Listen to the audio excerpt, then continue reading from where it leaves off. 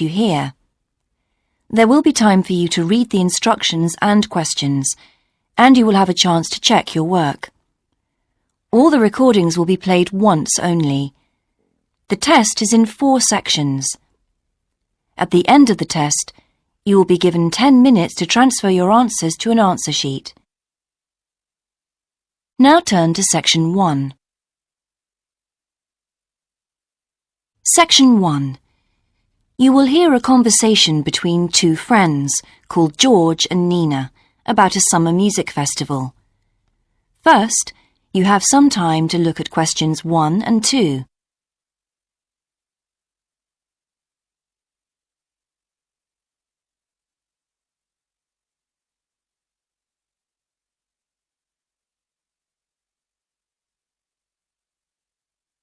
You will see that there is an example that has been done for you. On this occasion only, the conversation relating to this will be played first. Hi, George. Glad you're back. Loads of people have phoned you. Really? I felt just like your secretary. Sorry. I went into the library this afternoon to have a look at a newspaper and I came across something really interesting. What? A book? No, a brochure from a summer festival, mainly Spanish music.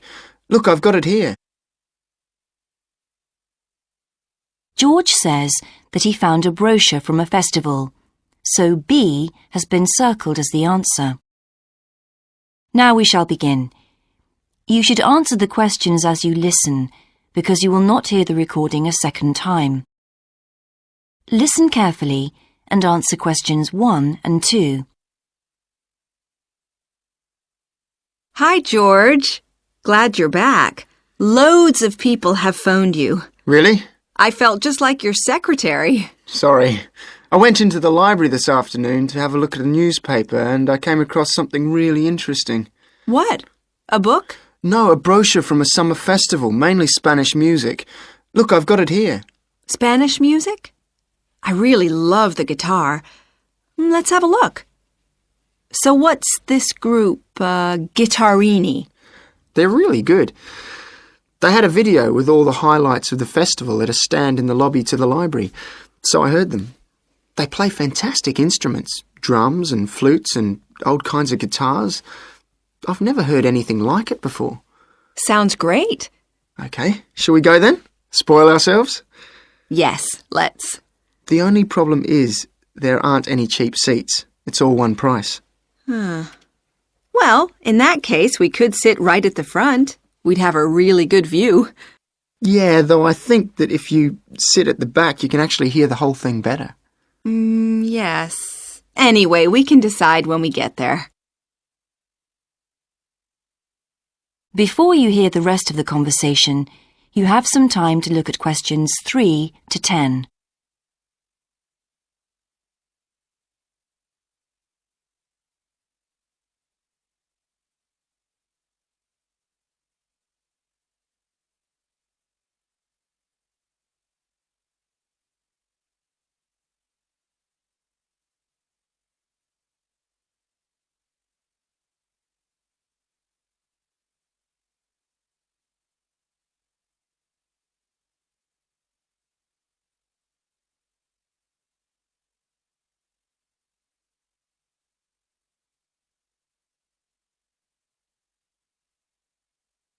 Now listen and answer questions 3 to 10.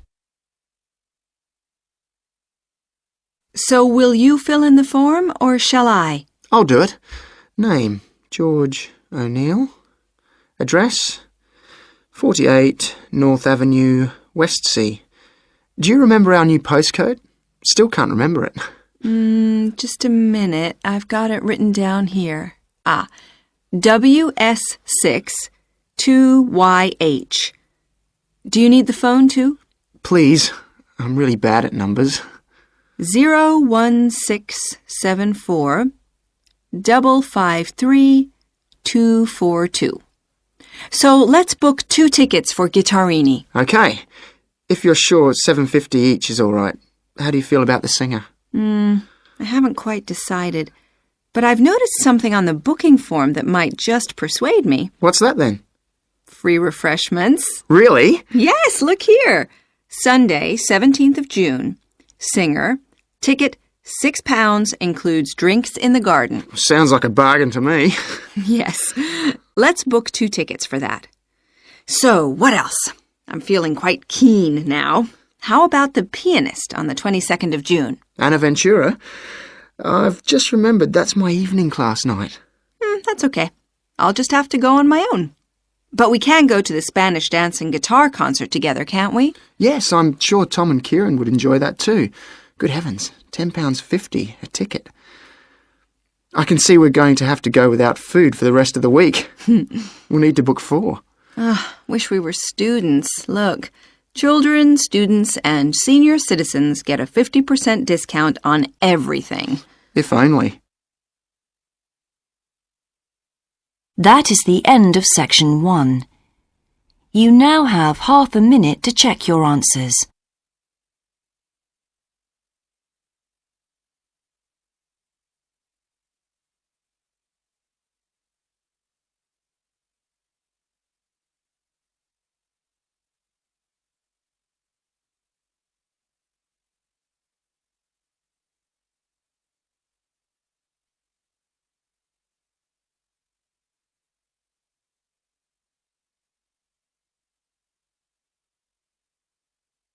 Now turn to section 2.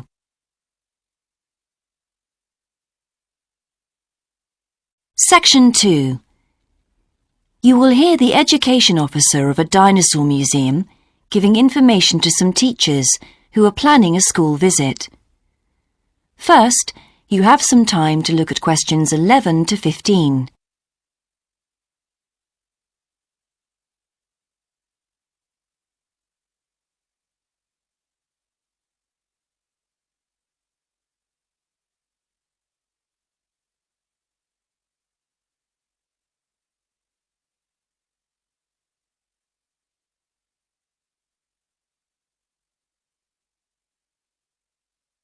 Now listen carefully and answer questions 11 to 15. Hello, and thank you for asking me to your teachers' meeting to talk about the Dinosaur Museum and to tell you a bit about what you can do with your students there. Well, let me give you some of the basic information first. In regard to opening hours, we're open every day of the week from 9 a.m. to 8 p.m. except on Mondays, when we close at 1:30 p.m. And in fact, the only day in the year when we're closed is on the 25th of December. You can book a guided tour for your school group any time that we're open.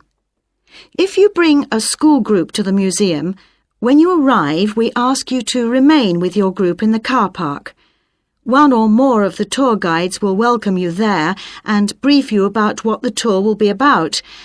We do this there because our entrance is quite small and we really haven't got much room for briefing groups in the exhibition area. As far as the amount of time you'll need goes, if you bring a school group, you should plan on allowing a minimum of 90 minutes for the visit. This allows 15 minutes to get on and off the coach, 45 minutes for the guided tour, and 30 minutes for after-tour activities.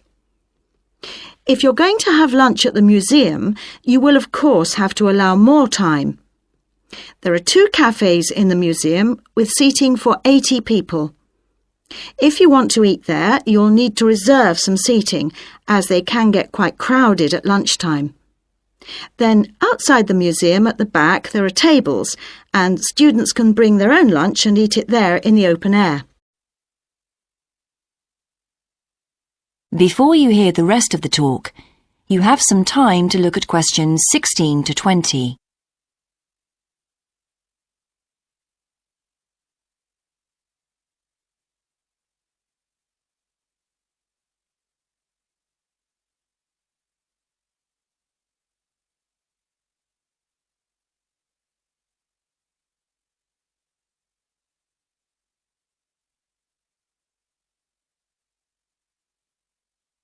Now listen and answer questions 16 to 20.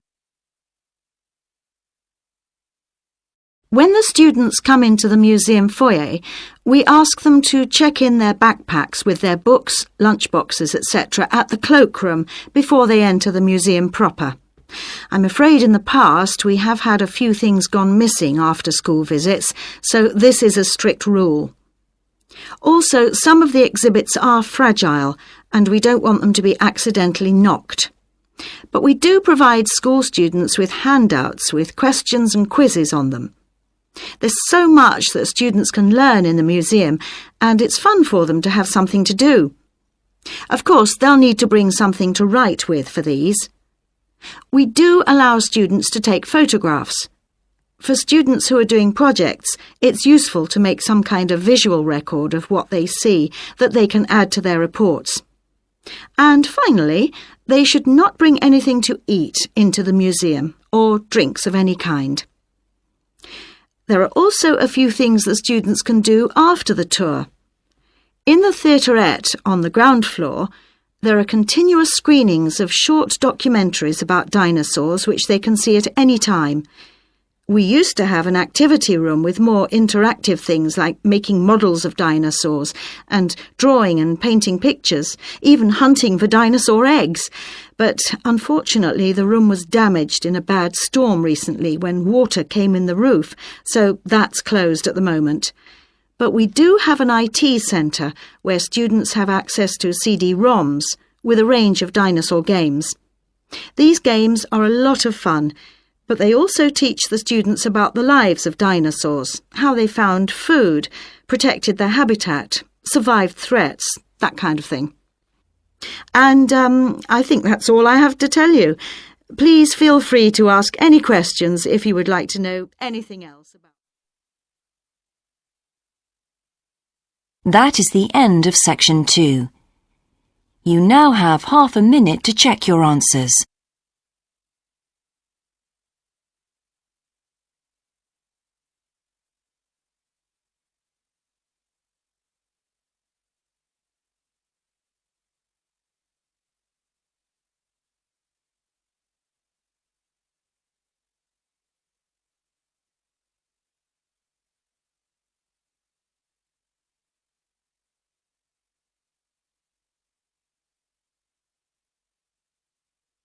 Now turn to section 3.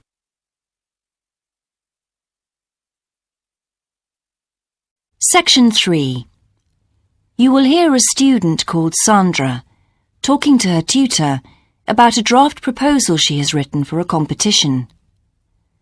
First, you have some time to look at questions 21 to 24.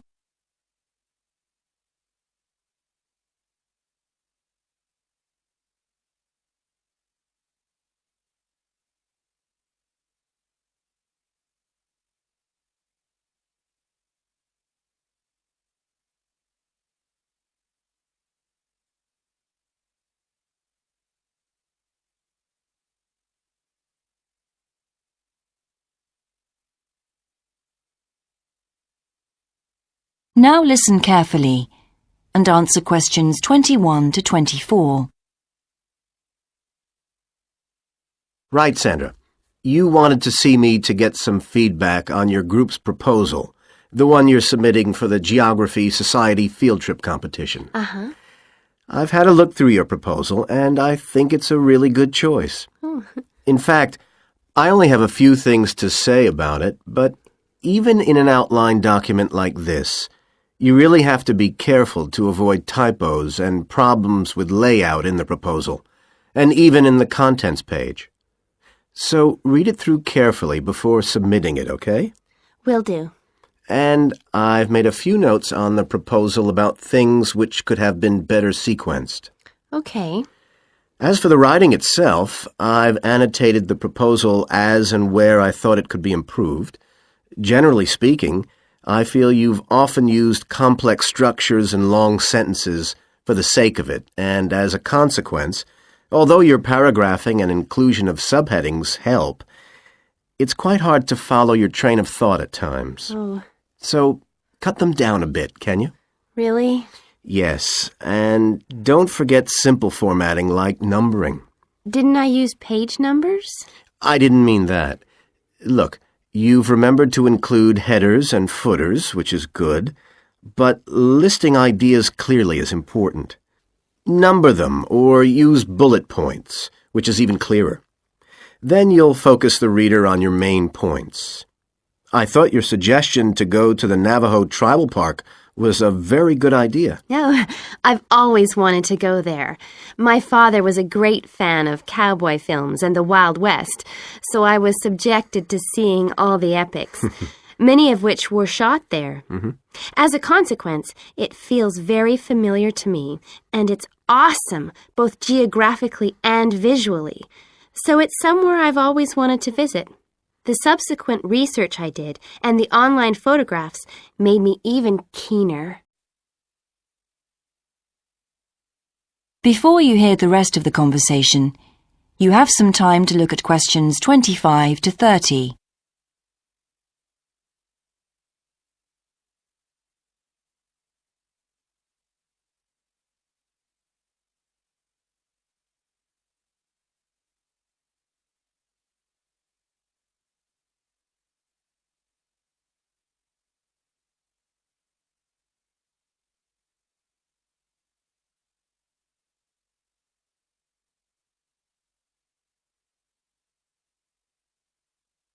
Now listen and answer questions 25 to 30. Interesting. Right, let's look at the content of your proposal now. Did you find it comprehensive enough? Well, yes and no. You've listed several different topics on your contents page, but I'm not sure they're all relevant. No? Well, I thought that from the perspective of a field trip, one thing I needed to focus on was the sandstone plateau and cliffs themselves.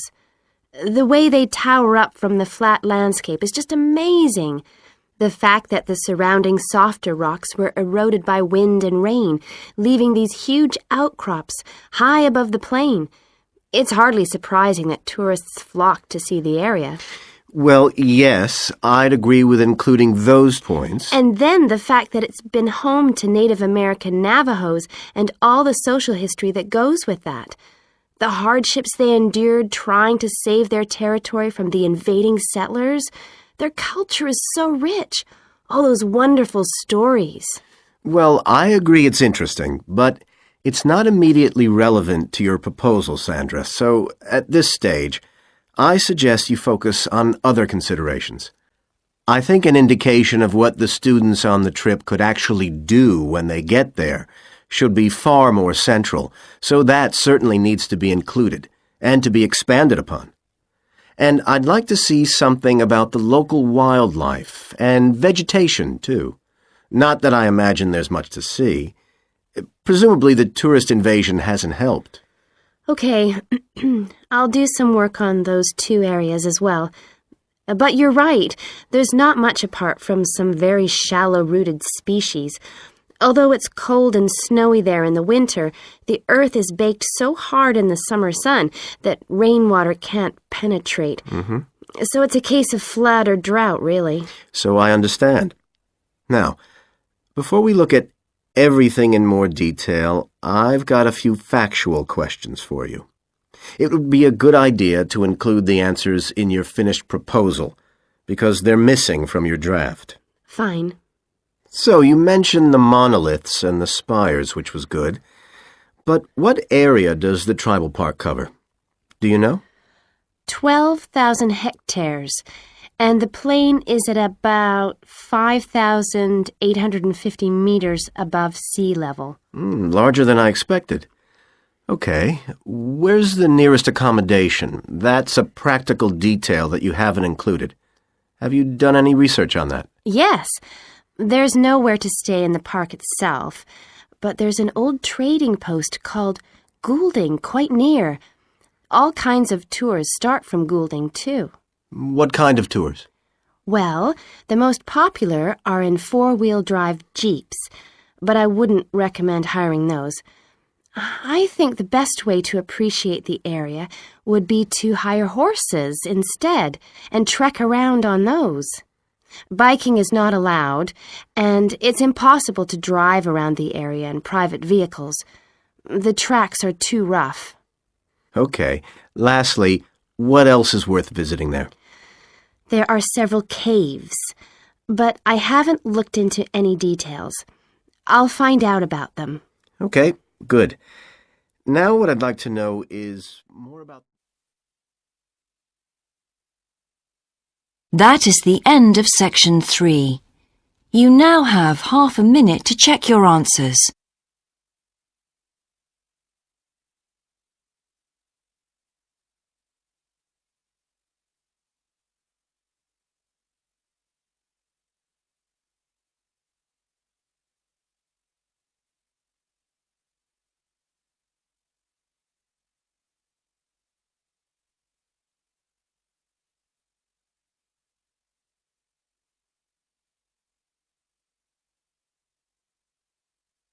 Now turn to section 4.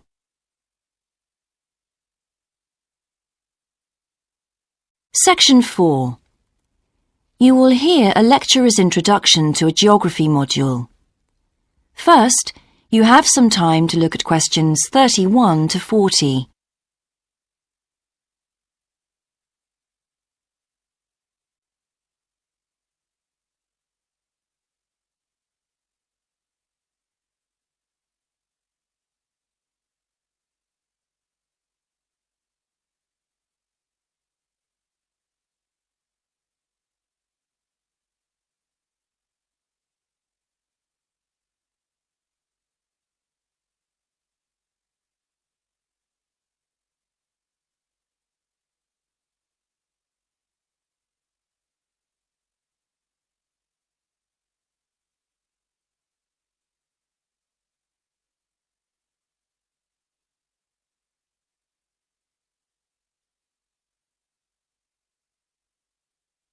Now listen carefully and answer questions 31 to 40. So, welcome to your introductory geography lecture. We'll begin with some basics. Firstly, what do we learn by studying geography? Well, we learn a great deal about all the processes that have affected and that continue to affect the Earth's surface. But we learn far more than that, because studying geography also informs us about the different kinds of relationships that develop between a particular environment and the people that live there. Okay, we like to think of geography as having two main branches. There's the study of the nature of our planet, its physical features, what it actually looks like, and then there's the study of the ways in which we choose to live and of the impact of those on our planet. Our current use of carbon fuels is a good example of that.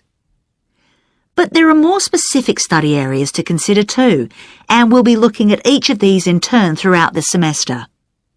These include biophysical geography, by which I mean the study of the natural environment and all its living things. Then there's topography. That looks at the shapes of the land and oceans. There's the study of political geography, and social geography too, of course, which is the study of communities of people. We have economic geography, in which we examine all kinds of resources and their use, agriculture, for example. Next comes historical geography, the understanding of how people and their environments and the ways they interact have changed over a period of time. And urban geography, an aspect I'm particularly interested in, which takes as its focus the location of cities, the services that those cities provide, and migration of people to and from such cities. And lastly, we have cartography. That's the art and science of map making. You'll be doing a lot of that. So, to summarise before we continue, we now have our key answer. Studying this subject is important because without geographical knowledge, we would know very little about our surroundings and we wouldn't be able to identify all the problems that relate to them.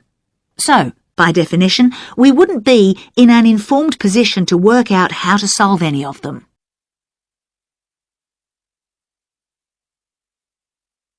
Okay, now for some practicalities. What do geographers actually do? Well, we collect data to begin with. You'll be doing a lot of that on your first field trip. How do we do this? There are several means. We might, for example, conduct a census, count a population in a given area perhaps. We also need images of the Earth's surface which we can produce by means of computer generation technology or with the help of satellite relays. We've come a very long way from the early exploration of the world by sailing ships, when geographers only had pens and paper at their disposal. After we've gathered our information, we must analyse it. We need to look for patterns, most commonly those of causes and consequences. This kind of information helps us to predict and resolve problems that could affect the world we live in. But we don't keep all this information confidential. We then need to publish our findings so that other people can access it and be informed by it. And one way in which this information can be published is in the form of maps. You'll all have used one at some stage of your life already. Let's consider the benefits of maps from a geographer's perspective. Maps can be folded and put in a pocket and can provide a great store of reference when they're collected into an atlas. They can depict the physical features of the entire planet if necessary, or just a small part of it in much greater detail. But there is a drawback. You can't exactly replicate something that is three-dimensional, like our planet, on a flat piece of paper, because paper has only 2 dimensions.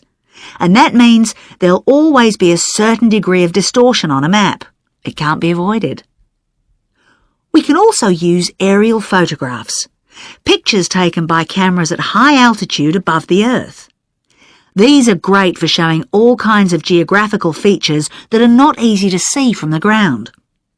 You can easily illustrate areas of diseased trees, or how much traffic is on the roads at a given time, or information about deep seabeds, for example. Then there are Landsats. These are satellites that circle the Earth and transmit visual information to computers at receiving stations.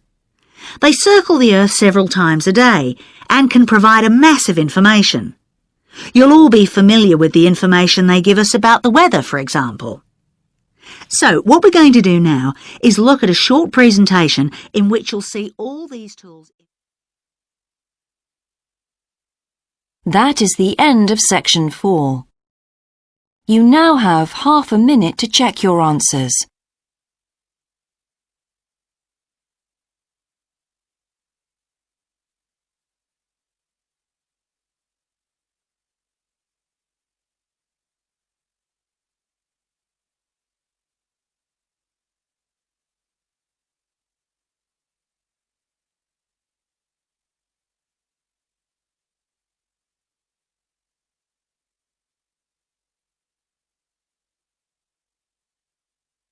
That is the end of the listening test. In the IELTS test, you would now have 10 minutes to transfer your answers to the answer sheet.